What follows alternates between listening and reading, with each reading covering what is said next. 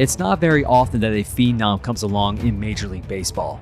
And when that phenom is a third-generation player, the excitement level is amplified even more. Let me introduce you to the Atlanta Braves' 20-year-old sensation, Ronald Acuña Jr. Acuña's grandfather, Romualdo Blanco, started the family lineage in baseball as he played in the minors during the 70s, and his father, Ronald Sr., was a minor league player from 1999 to 2010. Acuña Jr. was signed by the Braves out of Venezuela in 2014 and was a quick study, who rapidly rose to prominence and emerged into the projected can't-miss player he is today. At 6 foot, 180 pounds, there's nothing he can't do on a baseball field.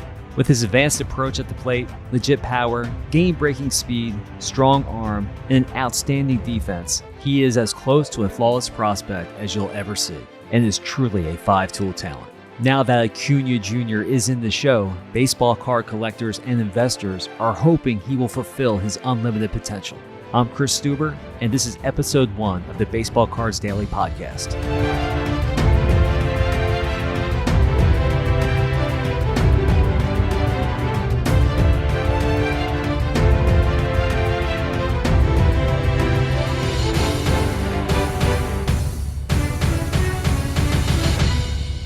Who comes to mind when you hear the word phenom? Think about it. To me, there are different degrees of a phenom.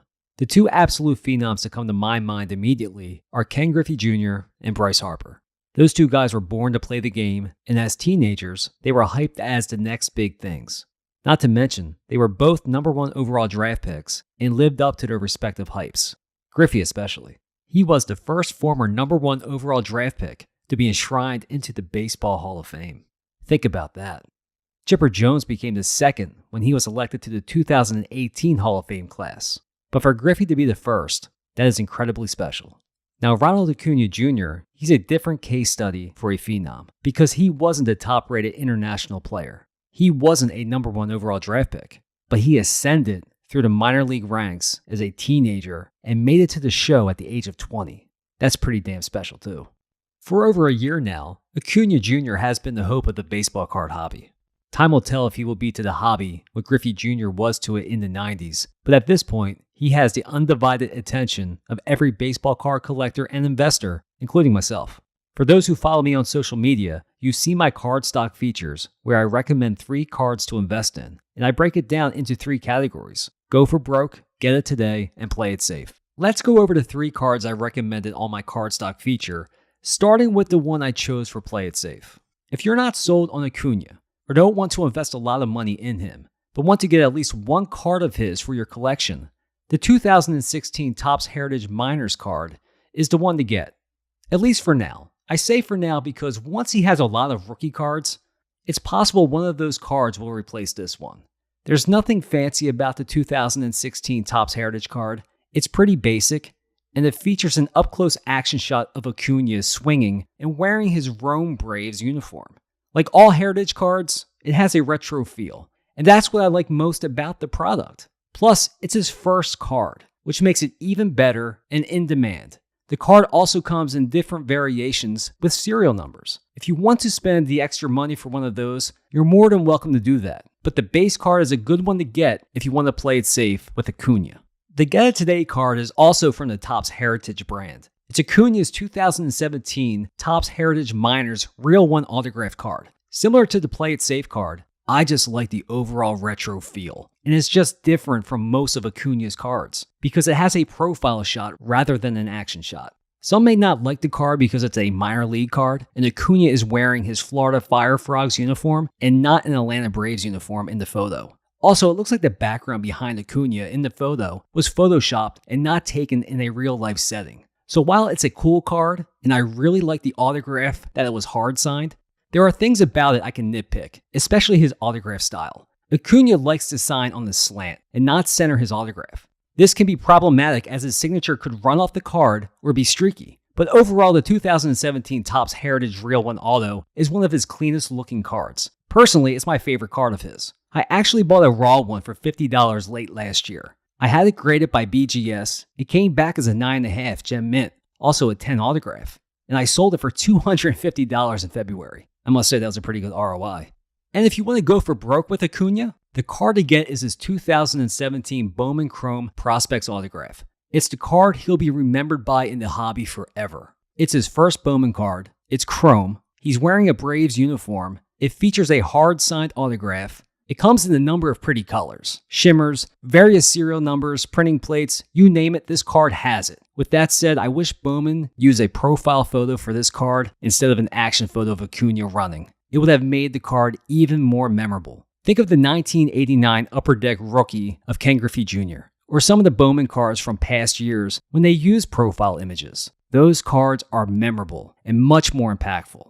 Now don't get me wrong. This card definitely has impact from a design perspective, and the chrome really sets it off. I just feel it needed a more powerful image considering the significance it could have on the hobby. Regardless, if you're looking to invest in one of Acuña's cards, save up for this one. It has a chance to be special for many years to come.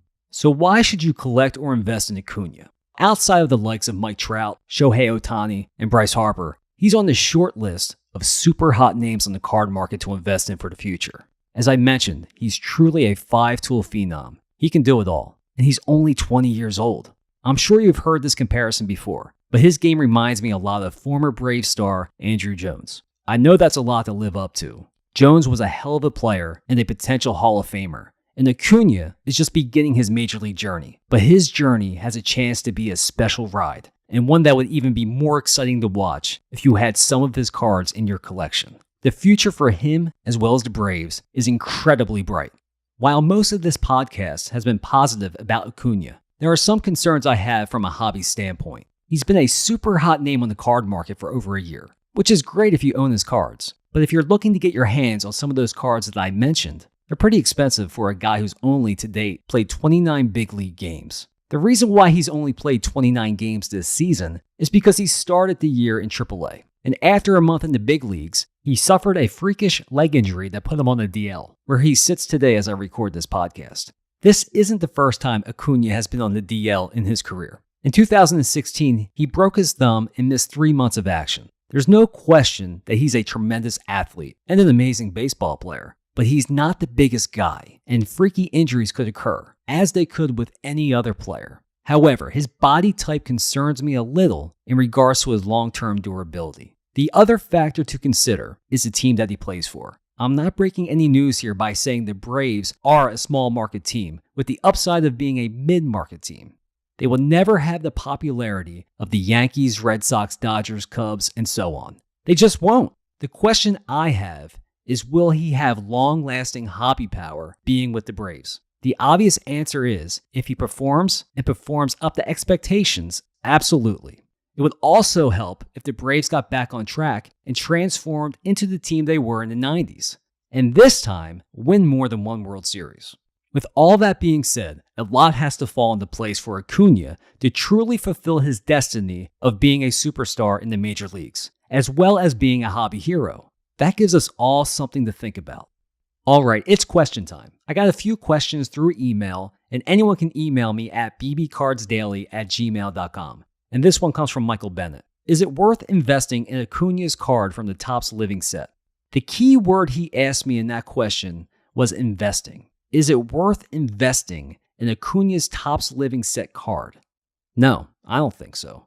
But if you ask me if it's worth collecting Acuña's Topps Living set card, I'd say if you have a PC, a personal collection of Acuña, and want to add an artistic looking card to your collection, because our cards are not for everyone, I think it's a cool card to add. I enjoy art and appreciate what Topps is doing with this set, but I don't see any investment value with it. Another question came in from Jim, and this is incredible. I have 12 Black Label Acuñas from BGS, and they are all of his Topps Now debut. What is your opinion of them and this card as a Black Label moving forward? First of all, Jim, I'm floored that you have 12 Black Labels from BGS, especially the same card. I don't even have one Black Label in my collection, and I like to think I buy beautiful raw cards.